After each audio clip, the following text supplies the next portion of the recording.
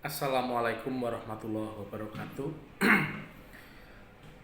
Hadirin yang budiman, pada kesempatan hari ini saya Limpat Dwi Handoko akan memenuhi tugas filsafat dari Bapak Supawi, yang mana pada kesempatan hari ini saya akan membahas tentang filsafat Jawa. Telah kita ketahui, sahabat yang budiman, bahwa peradaban Jawa pada zaman dahulu ternyata meninggalkan peninggalan-peninggalan berwujud budaya, tradisi yang semua itu kaya akan ilmu-ilmu filsafat, kaya akan makna-makna filosofi yang jika diterapkan dalam kehidupan sehari-hari sangat bernilai. Bahkan nilai-nilai filsafat orang Jawa itu sangat mendalam jika benar-benar kita ketahui dan kita lakukan untuk kehidupan sehari-hari, dan sangat relevan di zaman saat ini. Baiklah, sahabat yang budiman, telah kita ketahui bahwa leluhur kita, leluhur orang Jawa, leluhur Jawa atau peradaban Jawa yang ada di Pulau Jawa ini di era sebelum Hindu, ya, pra-Hindu, yang mana telah disampaikan dalam sebuah pendapat bahwa sebelum agama Hindu dan Buddha masuk ke tanah Jawa, orang Jawa sudah memiliki agama, yang mana agama itu disebut agama Jawa. Namun para ilmuwan menyebutnya agama Jawa itu adalah sebagai bentuk kepercayaan animisme dan dinamisme, yang mana animisme ini percaya dengan leluhur nenek moyang, arwah nenek moyang. Kemudian untuk dinamisme ini percaya benda-benda itu mempunyai daya magic begitu. Namun orang Jawa tetap menyebutnya sebagai agama Jawa. Dalam bentuk pemujaannya, orang Jawa itu menunjukkan pemberian Tuhan, menunjukkan pemberian yang maha kuasa. Jika dia diberikan bentuk nasi, maka dibentuklah itu pemujanya menggunakan sejenis, ya, bisa dikatakan tumpeng begitu. Kemudian kalau itu dalam bentuk buah-buahan atau polowijo begitu, ada bentuk sesaji yang berbentuk gunungan yang terbuat dari polowijo. Itu adalah bentuk pemujaan pada agama Jawa, atau disebut dengan tadi animisme dinamisme. Setelah Hindu masuk ke tanah Jawa, ternyata tidak merubah kebiasaan itu. Jadi masyarakat Jawa yang beragama Jawa tadi mendapatkan pengaruh Hindu Buddha, tapi semua itu tidak jauh berbeda dengan bentuk pemujaan orang-orang Hindu, sehingga di era sekarang, zaman sekarang, agama Jawa tersebut disebut sebagai agama Hindu atau agama Buddha, padahal itu sangat berbeda, ya, sangat berbeda sekali dalam bentuk pemujaan, dalam bentuk kitabnya juga berbeda, namun dekat. Nah, di sini akan kita bahas, yaitu bentuk-bentuk pemujaan agama Jawa yang masih sampai sekarang ini masih dipakai oleh masyarakat Jawa. Tentunya terjadi akulturasi antara agama Hindu, agama Jawa atau disebut dengan tadi, ya, kemudian dengan agama Islam. Ternyata nenek moyang kita orang Jawa itu sangat hebat, ya, dalam memaknai sesuatu itu, sehingga kita yang menerimanya itu harus tidak, orang Jawa mengatakan tidak melok itu tidak secara langsung begitu. Seperti halnya bisa dikatakan pasemon, dengan pasemon atau dukun Tuhan. Dukun Tuhan orang menyebut zaman sekarang dukun Tuhan. Sebenarnya di dalam tradisi kenduri, ya, tradisi kenduri, eh, orang Jawa selalu tidak lupa, ya tidak lupa dalam bentuk sesajinya itu terdapat bubur atau jenang, ya, yang berwarna merah dan warna putih.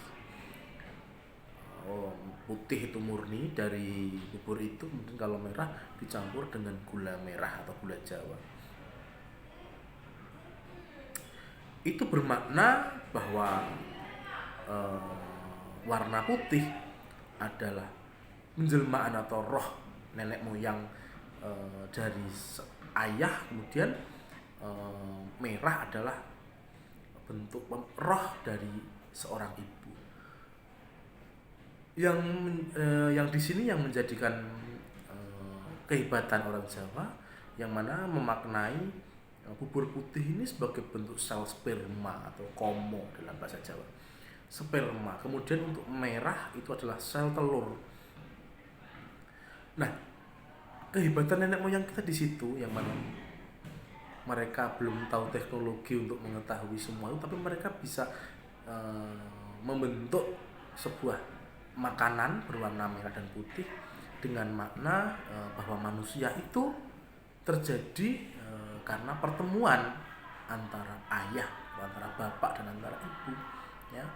Bopo kuoso ibu pertiwi itu bentuk kehebatan menurut saya, ya.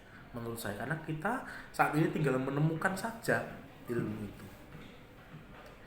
Kemudian di dalam pemujaan yang lain, bukan pemujaan ya, upacara adat yang lain seperti halnya dalam upacara pernikahan, kita lihat juga ketika pernikahan itu ada Jawa itu setelah panggih, pengantin mempelai, yang mempelai itu digendong menggunakan kain sindur, warnanya pun juga berwarna merah dan warna putih. Itu juga menggambarkan adanya pertemuan roh ayah dan roh ibu tadi. Nah, itulah bentuk itu, bentuk terkecil. Nah, di situ terdapat nilai filsafat yang sangat tinggi, yang mana orang Jawa selalu mengingatkan kepada anak cucunya agar selalu berbakti kepada orang tua, selalu mikul dhuwur mendem jero orang tua, itu sebagai peringatan-peringatan yang disampaikan tidak secara lugas atau secara melok tadi, tapi dengan penyampaiannya menggunakan bentuk-bentuk upacara adat. Kemudian untuk pasemon atau hugon tuhon, yang mana banyak sekali hugon tuhon di situ, ya, yang semua itu menurut saya terdapat nilai filsafat yang tinggi juga. Contoh kecil, seandainya kita tidak boleh duduk di atas bantal, ya, ojo lungguh bantal mundak wudunen. Kemudian ada lagi ojo lungguh nglawang mundak jodange Bali. Kemudian ojo turu sore-sore dadi pangane Bathara Kala. Semua itu oleh orang-orang zaman dulu dipercaya benar-benar ditakuti, ya, ditakuti karena pasti ada sebab dan akibat setelah melanggar semua pepacuh atau yang tadi saya katakan bentuk bentuk hugon tuhon tadi. Pasti akan terjadi hal-hal yang tidak kita inginkan. Misalkan tadi tidak boleh duduk di atas bantal, ojo lungguh bantal mundak wudunen. Di situ nilai yang terkandung dalam kata-kata yang sangat sederhana itu sangat luas sekali. Dengan makna, jika kita maknai, bantal itu adalah ajang sirah atau tempat untuk meletakkan kepala yang masih diduduki, dipakai untuk bokong, ya, bagian bawah. Itu sangat kurang mungguh tempat bagi orang Jawa atau tidak sopan. Kemudian untuk tadi ojo lungguh nglawang ndak jodange Bali, di situ bukan terus lungguh nglawang terus nanti jodangnya balik atau jodang itu karena orang dulu adalah sebuah kunjungan begitu. Bukan seperti itu. Ya. Pintu itu adalah jalan untuk orang lewat, yang mana kalau diduduki itu akan terhalang.